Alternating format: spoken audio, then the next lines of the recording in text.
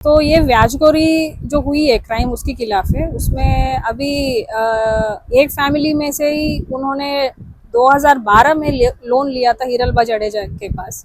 तो वो लोन अभी 2012 से 2016 तक उन्होंने रीपे भी कर दिया है।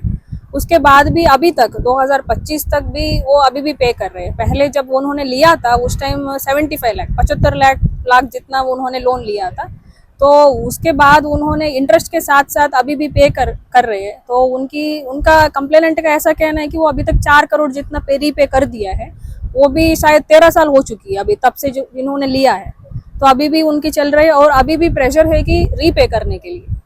तो उस पर्टिकुलर क्राइम के हिसाब से कल FIR हुई है कमला बाग में। तो उसमें 3 लोग हमारे पास उसके ज़्यादा है, मतलब एक फैमिली में 6 लोग जितना विक्टिम से भोग बना रहे हैं। हरीश, दिनेश और सुनील, उनकी वाइफ का भी।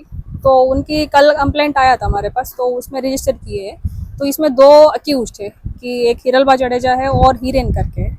तो हीरलबा जडेजा अभी जूनागढ़ जेल में है और हीरेन करके है वो अभी जल्दी हम अरेस्ट करेंगे उसको। अभी 2 अक्यूज के नाम आए हैं बाहर। मतलब जो पूरी जो रकम थी, कितनी रकम थी और उनके बदले में क्या क्या उनके पास से प्रॉपर्टी भी रखवाई गई थी? तो 75 लाख की लोन उन्होंने पहले लिया था 3% इंटरेस्ट पे।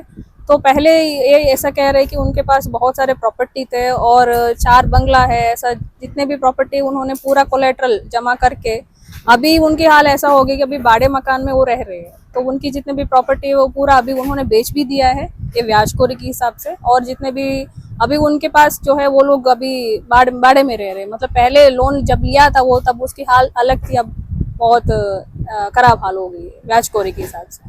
मैडम इस जो एक के मुताबिक किस तरह से उसने जो 75 लाख थे जो 4 करोड़ हो रहे हैं, किस तरह से उसका रिकवर होगा, किस तरह से पैसे क्या इसमें फर्स्ट ऑफ ऑल जो इन्होंने जो लिया था उसके रिलेटेड प्रूफ हमको इकट्ठा करना पड़ेगा। जैसे कि मान लीजिए कि उस टाइम में किस तरीके ने उन्होंने दिया है, 75 लाख जैसे किया है वो देखना पड़ेगा कि कैश दिया है कि बैंक ट्रांजैक्शन हुई है वो देखना पड़ेगा।